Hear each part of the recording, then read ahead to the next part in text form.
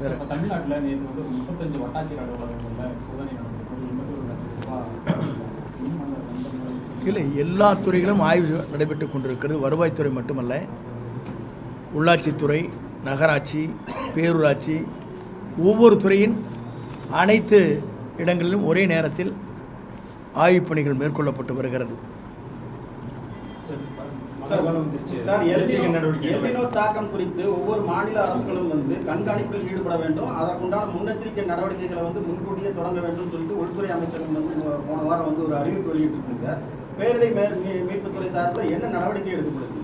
எங்களை பொறுத்தவரையிலும் இந்தியாவிலே இல்லாத ஒன்றை நம்முடைய முதலமைச்சர் அவர்கள் ஆணையிட்டிருக்கிறார்கள். இதை ஆய்வு செய்வதற்கு சிறந்த வல்லுநர் குழு அமைக்கப்பட்டிருக்கிறது. அந்த குழு வருகின்ற போதே முன்னெச்சரிக்கை என்ன நடவடிக்கை மேற்கொள்ள வேண்டும், எப்போது அந்த புயல்கள் தாக்குதல் ஏற்படும் என்பதை ஆய்வு செய்து இந்த துறைக்கு வழங்க இருக்கிறார்கள். இது முதல் முறையாக தமிழ்நாட்டிலே மட்டும்தான் இந்த குழு அமைப்பதற்கு முதலமைச்சர் அவர்கள் ஆணையிட்டு அந்த குழு அமைக்கப்பட்டிருக்கிறது.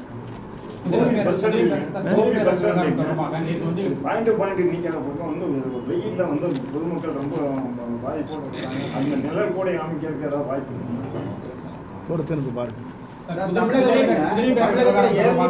டாஸ்மாக் கடையில வந்து மூடிட்டாங்க. மூடின பிறகு தற்பொழுது FL2 மதுக்கான கடைகளும் அதிகமா இருக்குது. இப்போ வந்து உணவகத்துடன் கூடிய மதுபான கடைகளை ரெஸ்ட்ரோ பார் திறக்கிறதுக்கான ஆய்வு பணியில வந்து தமிழக அரசு ஈடுபட்டுதான் இருக்குது சொல்லியிருக்காங்க சார்.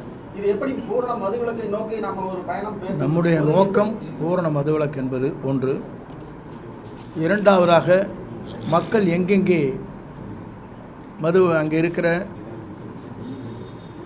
கடைகளை அகற்றப்பட வேண்டும் என்று சொல்கிறார்களோ, கோயில்கள், பள்ளிகள், பேருந்து நிலையங்கள் அனைத்தும் உடனடியாக இப்போது அது நிறுத்தப்பட்டிருக்கிறது. இது ஒரு வரலாறு, முதலே தெரிந்து கொள்ள வேண்டும். ஒவ்வொரு அதுக்காக போராடிட்டு இருப்பாங்க. கோயில்காரர் ஒரு பக்கம் போராடுவாங்க, பள்ளிக்கூட குழந்தை ஒரு பக்கம் போராடுவாங்க. போராட்டமே இல்லாமல் முதலில் அறிவித்த வரலாறு இதுதான். அதற்கு பிறகு படிப்படியாக நாம் எப்படி நடவடிக்கை மேற்கொள்ள வேண்டும் என்பது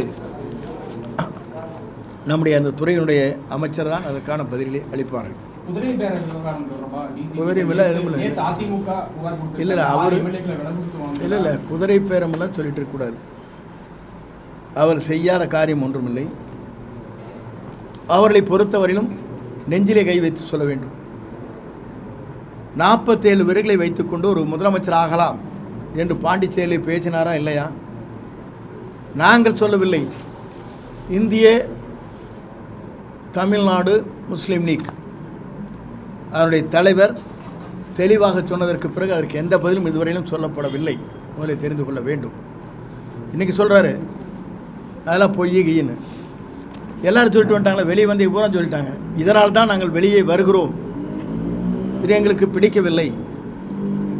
தெற்கும் வடக்கும் ஒன்று இணையப் போவதில்லை, வடதுருவம் தென் துருவம் என்று சொல்வார்களே, அதை போல புரட்சித் தலைவர் எம்ஜிஆர், புரட்சித் தலைவர் அம்மாவுக்கு பிறகு நாம் ஒன்றாக இணைப்பது என்பது என்றைக்கும் வரலாற்றில் இல்லை. அந்த சிந்தனை ஓட்டமே தவறான சிந்தனை என்பதை தெளிவுபடுத்திவிட்டுத்தான் அவரெல்லாம் இங்கே வந்திருக்காங்க.